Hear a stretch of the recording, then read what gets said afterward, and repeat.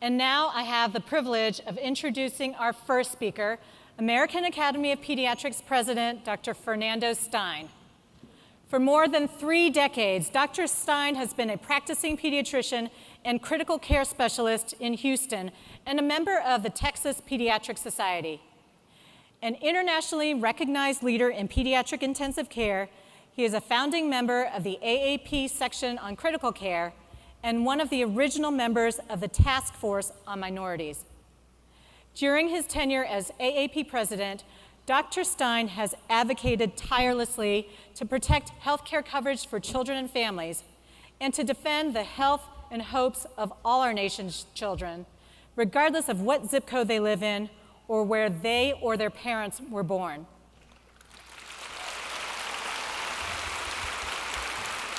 At the same time, he has championed the pediatrician, making physician wellness one of the Academy's strategic priorities. Dr. Stein has taken these challenges head on and in multiple languages.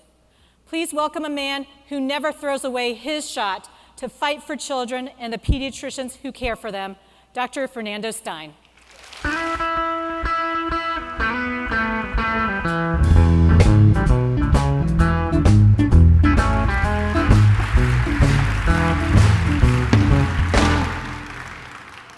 Welcome. Welcome to the American Academy of Pediatrics.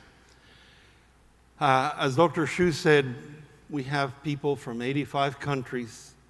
We have representatives from all of the continents in the world, 2,600 in all, and certainly welcome all pediatricians of the world. All are welcome.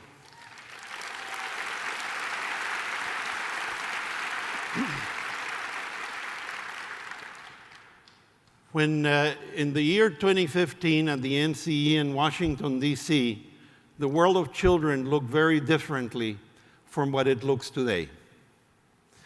We had some priorities. I will address the concerns we had then and how the Academy is trying to solve these problems. We're doing also work with the new ones, and I'll outline those.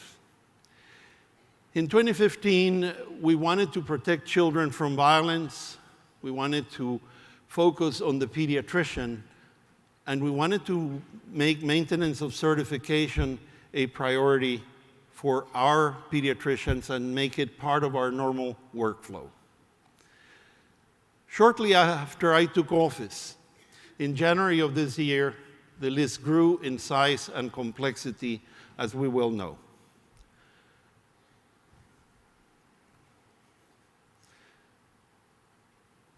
I list here for you some of those issues, and I will visit them. Our patients are experiencing different aspects of these challenges. Let me begin with violence. There is no secret about this, what's happening in our neighborhoods in our nation. We just heard the group that just enlightened us on all of this. Our patients are often silent about some of the many aspects that they experience on violence. There are many faces to violence. This girl posts updates on everything that she has happy in her life, but doesn't tell anyone that her boyfriend hits her every day. And I list here the different aspects of violence. The leading causes of death in persons 0 to 24 years of age in the United States are traumatic injury, homicide, and suicide. Firearm-related incidents are the 3rd leading cause of death amongst U.S. children 1 to 17 years of age. 9 out of 10 children in the United States have seen or witnessed a shooting. 4.2% of American kids witnessed a shooting last year. Firearm injuries are a major problem. In the Annals of Internal Medicine in 2015, we saw this statement that just as physicians work to safeguard public health by promoting smoking bans in public areas, we should draw a similar on similar motivations and strategies to promote sensible, evidence-based laws to decrease the harms associated with gun violence, and it is our responsibility to do so.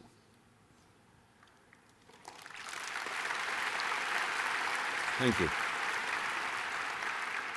In 2015, the American Academy of Pediatrics joined with 7 other medical organizations and the American Bar Association in the publication of this joint statement asking for the elimination of gag laws, universal background checks, and restricting the manufacture and sale of military-style assault weapons. The American Bar Association also supported the concept that these recommendations do not conflict with the Second Amendment. Every day, on the average, 0 to 19 years of age, 48 children and teens are shot in murders. 7 children and teens die from gun violence, and 41 children and teens are shot and survive. This is a carnage. How much could we do with the budget of the estimated annual firearm-related cost? This is a 2014 data, $174 billion a year. We could pay for health care. A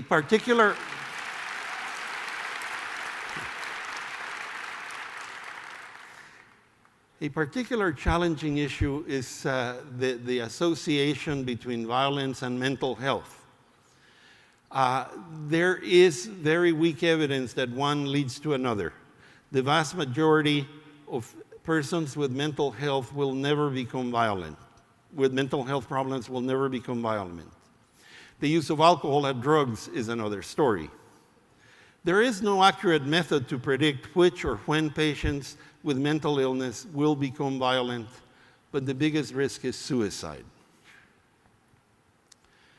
The presence of a firearm at home increases the risk of suicide even among those without a previous psychiatric diagnosis. Remember, the message here is that teens tend to seek permanent solutions to temporary problems. And now let me move on to the issue of physician health and wellness, something very dear to my heart. You can see in this slide a long list of some of the initiatives of the Academy in the area of physician health and wellness. I will not read them to you.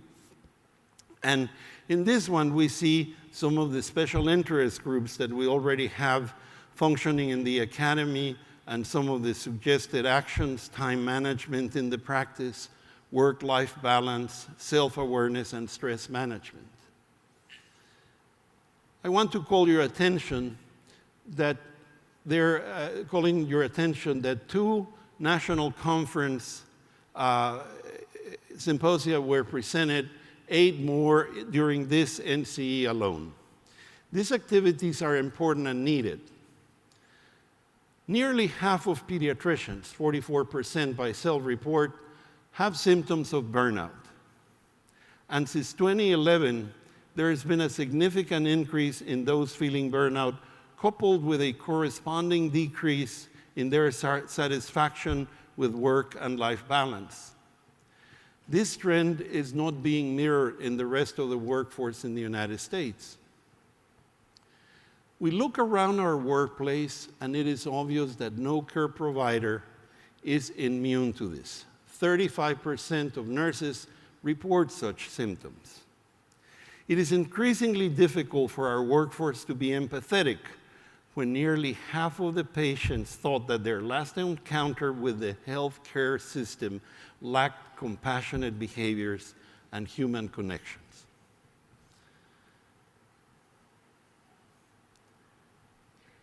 Some 400 physicians commit suicide a year.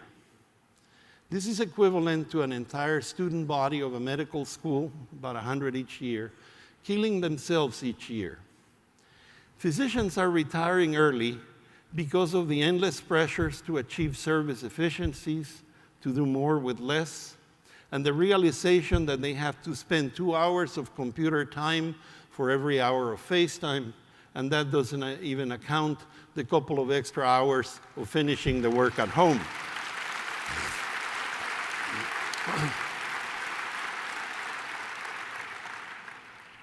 Burnout arises from a chronic mismatch between people and their work setting in some or all of the usual domains: workload, control, reward commensurate with achievements, community, fairness, and values. The reality of practicing medicine today in today's business culture brings many of these chronic mismatches into a sharp focus. To put it more simply, it seems to us that burnout occurs when we know what our patients need, but we are unable to deliver it. We are hardwired for compassion. Compassion is the deep feeling that arises when confronted with another's suffering, coupled with a strong desire to alleviate the suffering. There are at least two neural pathways: empathy, having us experience another's pain, and the other is activated during compassion, resulting in a sense of reward. Compassionate medical care is purposeful work. It is work that promotes a sense of reward and nourishes the neural pathways associated with that reward. Compassion is innate, and compassion is the antidote for burnout. There are ways to change our current workplace. The culture needs to be changed. Some leading healthcare organizations are prioritizing compassion as a core tenet of care delivery, and also as a mechanism to mitigate such workforce issues. The essentials of these models are the interrelationships between building provider resilience, nourishing caregiver to caregiver compassion, the team, and embedding the organization with wide initiatives that support workforce well-being, and that's organizational leadership. Although no specific method has proven to be better than another, certain types of interventions, mindfulness, stress management, small group discussions, can be effective approaches to reduce burnout scores. Our clinical systems must level their hierarchy and be given protected time to nourish caregiver to caregiver compassion by having an open and honest discussion of issues that arise, such as social and emotional and patient care issues. But I strongly believe that real burnout is not cured with yoga, massages, or aromatherapy.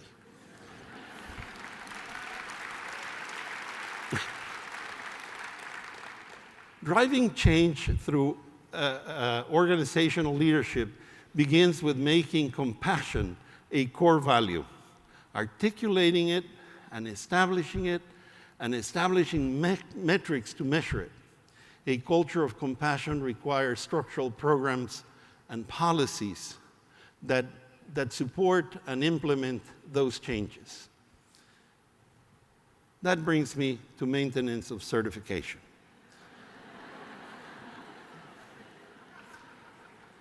We have good news here. The Academy listened to its membership, and we have worked intensely with the American Board of Pediatrics for the past 2 years. And some of the basic changes are illustrated here. But the American Board of Pediatrics adopted your request for increased flexibility in meeting supervised practice requirements for those unable to pass the exam within 7 years. It also, starting on January 1st, the maintenance of certification assessment for pediatrics, also known as MOCA-PEDS, has been delivering exam questions to personal devices for those that are due for the secure exam in 2017, and hence more than 5,200 diplomates out of 6,800 eligible will be using this, and in the next 2-year pilot, successful MOCA-PEDS will replace the secure exam.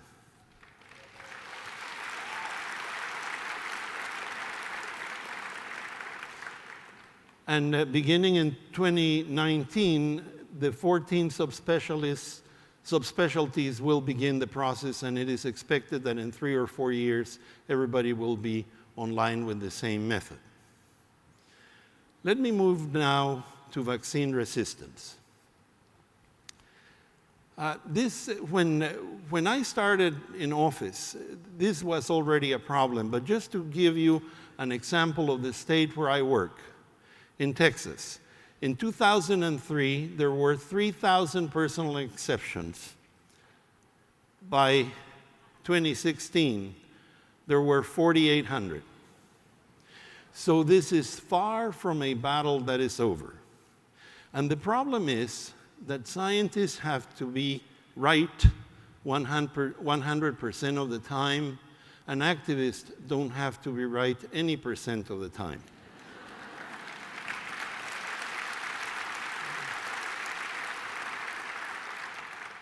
But there has been a persistent and relentless effort, and we saw this in the Washington Post in May, a major measles outbreak in the Somali American community in Minneapolis, where my daughter and son-in-law live, and my grandchildren. A group that had over 90% vaccination rates fell to nearly less than 40%. So we need to remain active, we need to remain vigilant, and we need to emphasize every time we are asked about the position of the AAP, which is that there is overwhelming scientific data showing that vaccines are safe, and they are effective, and they prevent disease and death, and also prevent cancer.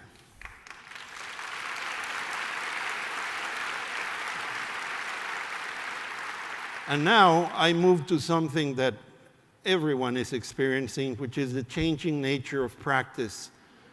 And this romantic painting of Norman Rockwell, all of us know that that's not the way it is anymore. We have to get it done in less than 12 minutes and all of those things. But the fact of the matter is that the pediatrician's office has become the thermometer of society. Families used to come to the pediatrician's office seeking treatment for something that was or could potentially cause death. This photograph from the 1940s shows a father next to a box and their dead baby.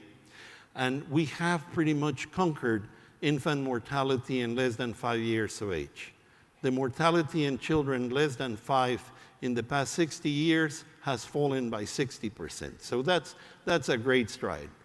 But we are far from over the hump on this, because you can see on the right side of this slide that the pediatrician used to do child-rearing practices, vaccinations, anticipatory guidance, counsel families on sexual and social or educational issues, some neurodevelopmental and obesity.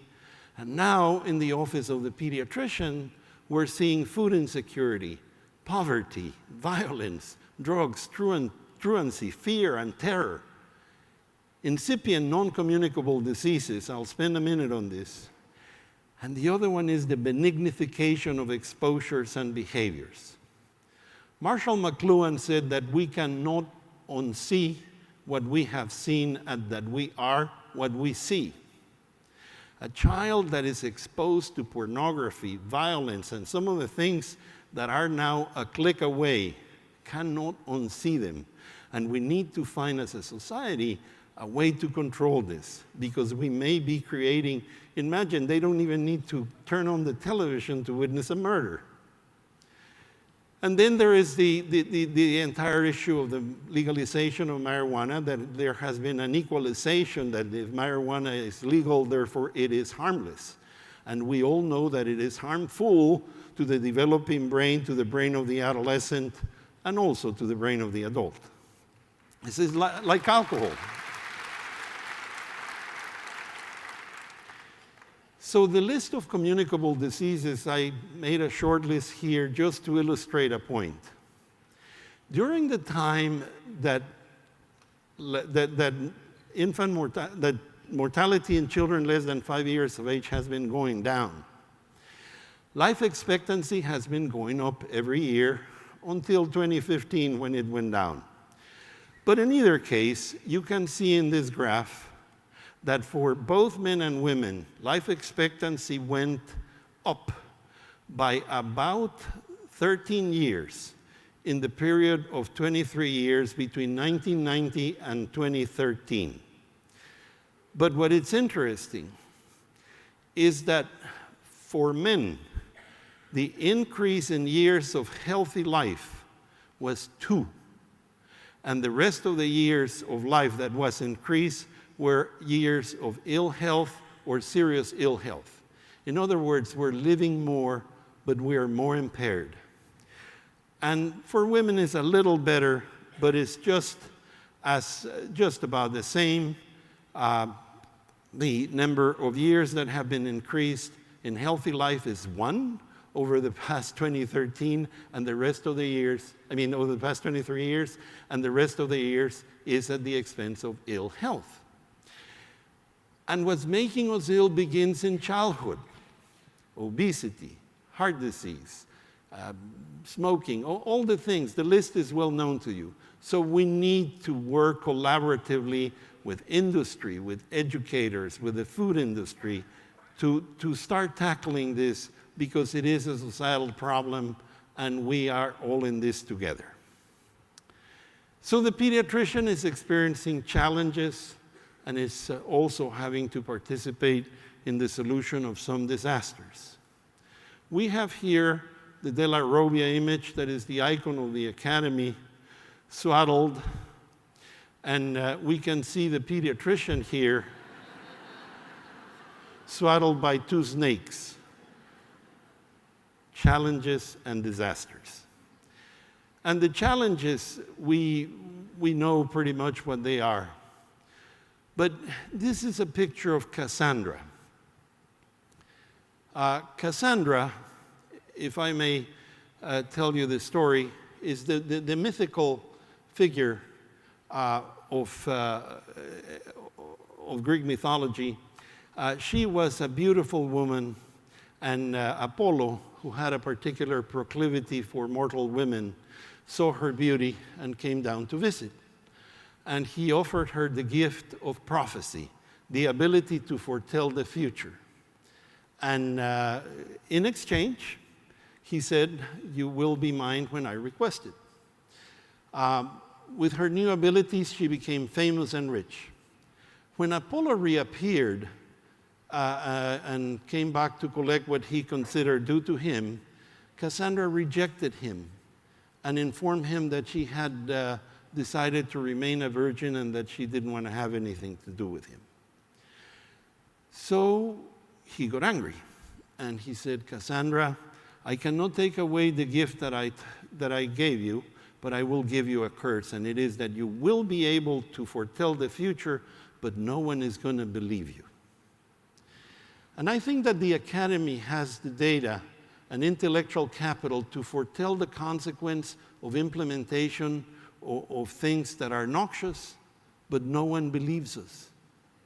The best we could do in our visits to the Hill and all the activity we had with legislators was to delay the discussion. So it is a little bit of the Cassandra's curse in the Academy, but we're fighting it. The architectural, and so now I move to the disasters. And the man-made, of course, is the financing of healthcare and immigration. Those are the man-made disasters. And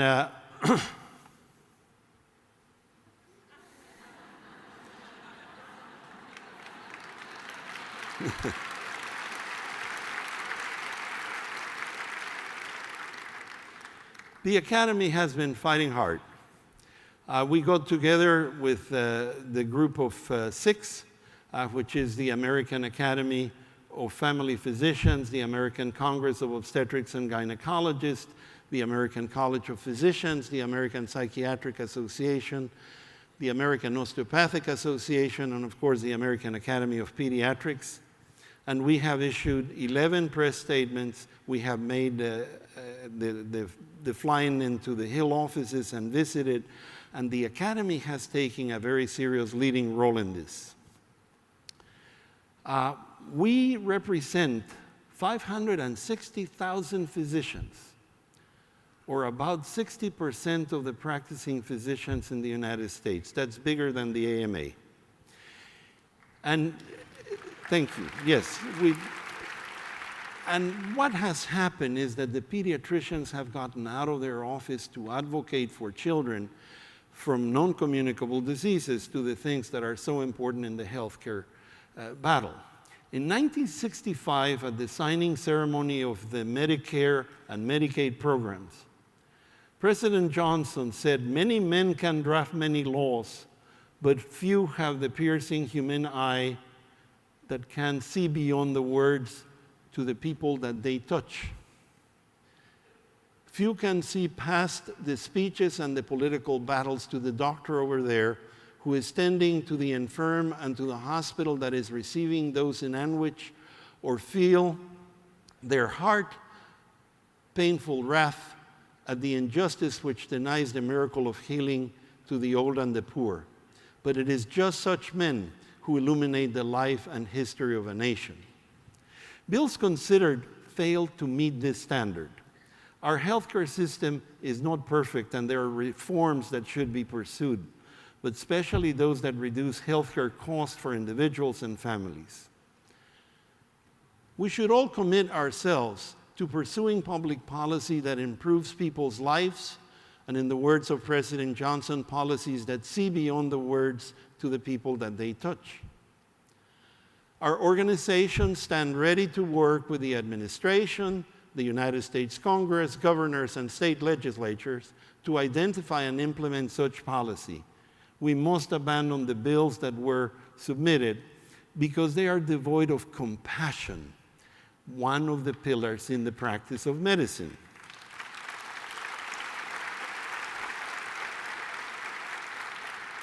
The discussion of the nation's financing and implementation of healthcare is not theoretical or based on ideology. It touches the real lives of real people, real families, real children. And if implemented in the way it's been submitted, there will be a measurable body count. People will die as a result of it.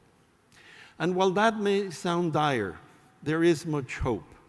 I mentioned the quality of compassion several times this morning, and how important it is to us as pediatricians and to our patients and to our nation's healthcare system, and how it is sometimes found lacking.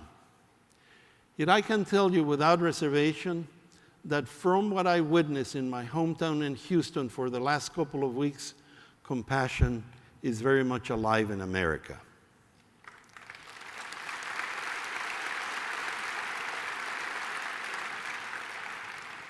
This is where Houston traffic gets terrible, and you can see that it became rivers. Everybody here that has been down there knows that in Houston, Friday afternoon rush hour begins on Tuesday. And as a Houstonian for the past 41 years, I have been through severe storms and hurricanes, but this one caused the worst flooding and destruction in the area that I have ever seen. The numbers are staggering. But as the city was literally drowning, thousands of people showed up from Louisiana with boats in tow in what is known now as the Cajun Navy, and they saved people from all avenues of life. And in these boats, in them were families and children, elderly and young, all in the same boat. They found themselves in shelter, sleeping on the floor in cots next to one another, the rich and the poor. And although luckily I was personally not affected, my cousin, Jose, who is actually the Consul General of Guatemala in Houston, lost everything. And he has a blind daughter, and their dog died on the day of the flood. But out of the blue, this group of people showed up from Louisiana, coming to help him clean up to start rebuilding. And what really moved me was that when you see the photograph of these people, it's very diverse, But the pastor of the church that was the leader, which is the African-American woman with a yellow shirt, she's a doctor, who stopped practicing medicine for 3 years to give back to the community that allowed her to become a physician, and she decided to do it, doing work in the church and traveling with his group to help people in need when issues like this happen in the South, which are happening more often than we wish they were. This is the house of one of our advanced practitioners, and an emeritus professor, for example, in his 80s, and his wife were taken by boat to a shelter, and a family that didn't even know him took him there because they were too old to be in the shelter. Suddenly, we became more equal than we were the night before. Here we see some of our colleagues. We see the head of our section, Dr. Shekhar Damian, with some of our other colleagues helping. We had 6 members of our faculty have losses with this, and we all started helping one another. Not that we didn't before work as a good team, but I think that the churning of the winds and waters has had an equalizing effect on our people and neighborhoods in the South. Perhaps our melting pot needed a little bit of churning, and when the winds and floods of destruction and devastation settle down, let us hope that we will see the dove carrying the olive branch, enjoy the happiness of equality, good neighborhood, and social responsibility for one another and for the planet we share.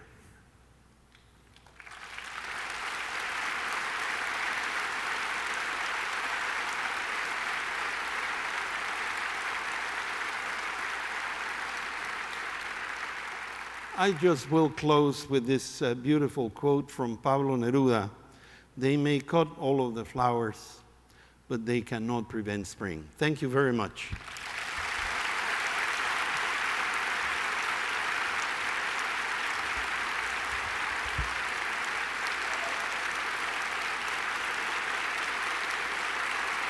Thank you. Thank you. Thank you.